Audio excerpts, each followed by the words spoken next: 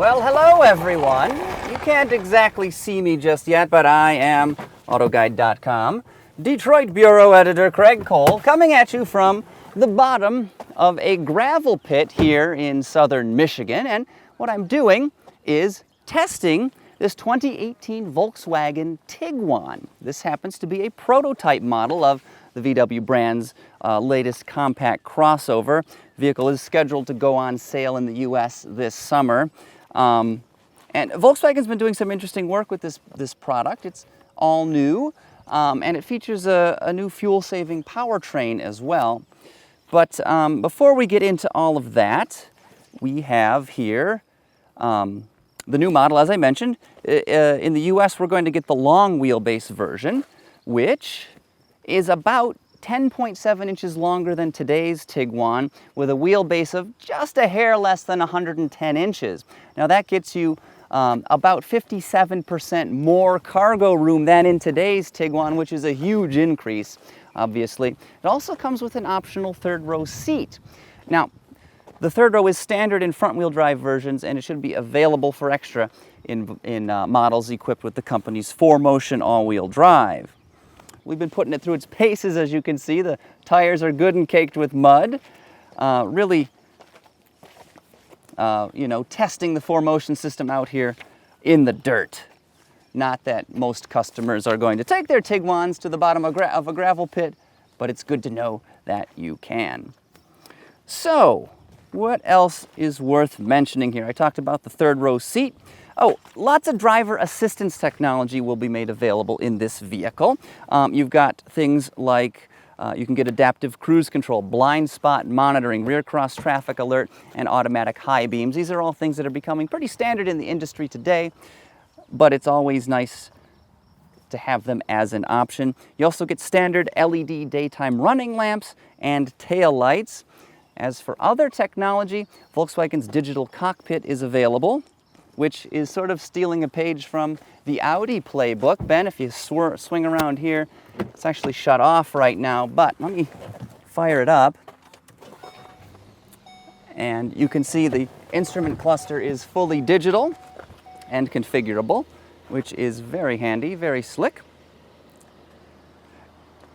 Someone's asking if it's a good off-roader. You know, it's not a bad off-roader. It does scrape its belly in a few spots, but I'm quite impressed with how it handled itself here in some pretty rough conditions.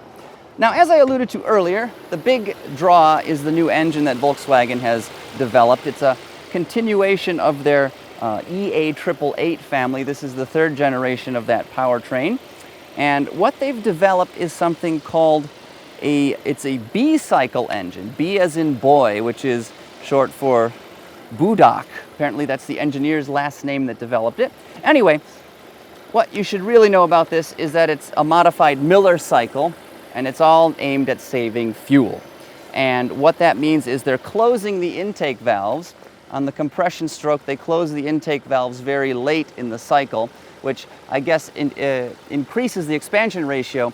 When the spark plug fires, gives you more volume for the air and fuel mixture to expand into. So you've got 11.7 to 1 compression ratio. It has variable intake valve lift, which helps enable this. And Volkswagen is claiming that fuel consumption will be down quite considerably.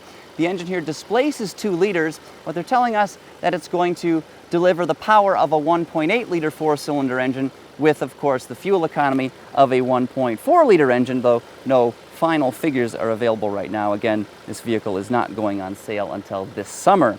What else is there worth noting? They've done some other optimizations inside the engine to reduce friction, of course, and one of the major things they've done is they've made the main bearings a little bit narrower, cuts down on friction considerably. What else? Somebody says it looks old already. You know, I don't mind the styling. It's very classic, very timeless. You could argue Volkswagen design is rather boring. I happen to think it's handsome, and this is a product that's going to look, it's going to look nice in 20 years, where I don't know if a Honda CR-V you could say the same thing, for instance. What else is there to say? Again, if you've got questions. Oh, engine specs. Well, 2 liters, as I mentioned, and it's a good point because I forgot to mention the output numbers.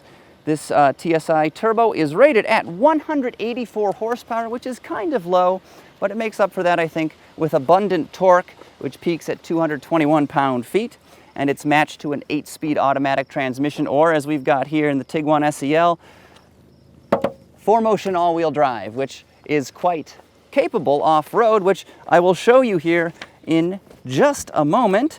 Just looking at my notes to make sure there's nothing else that I've missed. Yeah, this engine, the B cycle, is all about efficiency, and Volkswagen has really optimized it to burn as little fuel as possible, sort of in the mid-range of its power band where you spend most of your time driving. So yeah, why don't we take it for a quick spin here, and if you've got any other questions, fire away. But let's show you what it can do off-road. Okay, so the Volkswagen staff member is telling me we only have 7 minutes until we have to hit the road. So this is going to be an abbreviated spin in the 2018 Tiguan. If I didn't mention it earlier, this is a prototype version of this crossover, but let's just do a really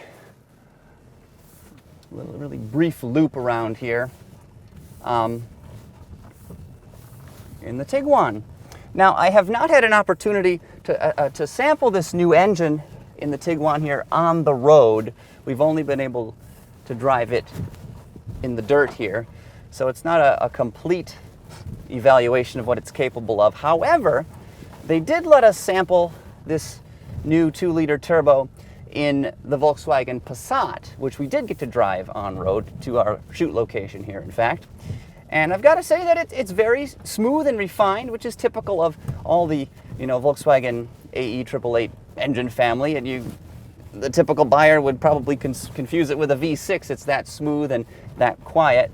The 184 horsepower that it provides was adequate. In the Passat, it didn't leap ahead like you might expect, but like the efficiency tuned right in the mid-range, it pulls strongly in that fat center part of the rev range, and the torque is really nice. You don't feel that the car is super slow for that reason. And again, that torque comes in handy when you're off-road. This is not a steep hill at all that I'm climbing right now, but in low gears, this Tiguan will just pull you right up and over a lot of pretty surprising obstacles. Bigger than you might expect a compact, unibody crossover to be able to handle. Someone asked, do we know what the ground clearance is on it? Ground clearance, I do not know off the top of my head, and they did not mention it earlier.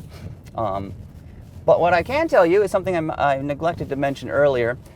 The Tiguan here, no shock, is based on the Volkswagen MQB architecture, which we see in Audis and then the GTI and everything else practically.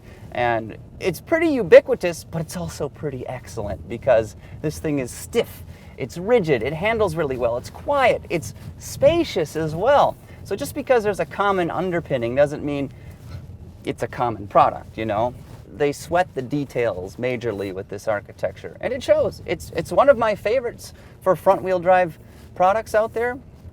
It does a lot really well. Another thing we've got in here, new to the Tiguan, is a terrain select system, which allows you to adjust. I'm gonna stop here so Ben, you can maybe get a better shot of it.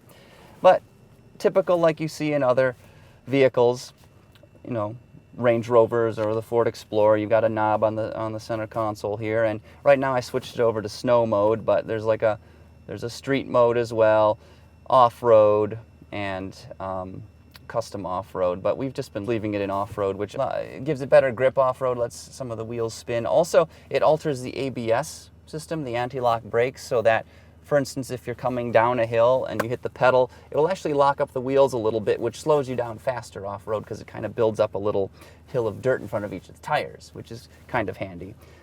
When you've got it in normal mode, of course, there are separate driving modes as well. Eco, normal, sport. I don't ever find these to be particularly effective. I usually just leave them in normal, and in most cars you really you don't notice much of a change. So somebody asks, Forester XT or Tiguan? Oh, that's a good question. Forester XT or Tiguan? I might go with the Tiguan, actually. I like the way it looks better, and the interior is very well done. The Golf, of course, is a beautiful interior. Other Volkswagens have very nicely done cabins.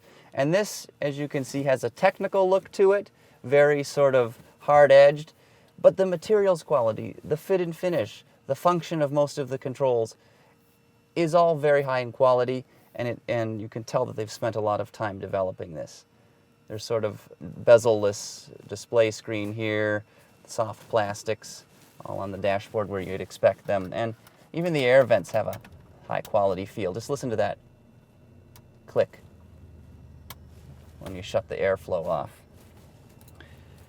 So, yeah, the big news, once again, with this 2018 Tiguan is that new B-cycle 2-liter turbocharged 4-cylinder engine. Just to recap, 184 horses, 221 pound-feet of torque, and drastically improved efficiency.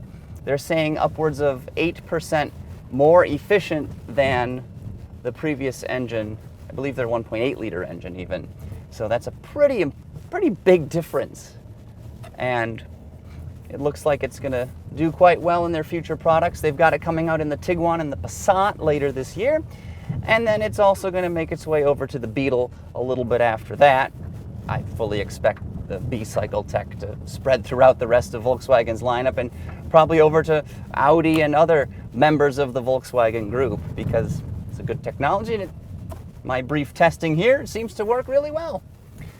So I think we're going to wrap things up here. We're back sort of at the the guard shack, the entrance of the off-road course here, and I know they've got another group of folks coming in, so we're going to have to cut this short.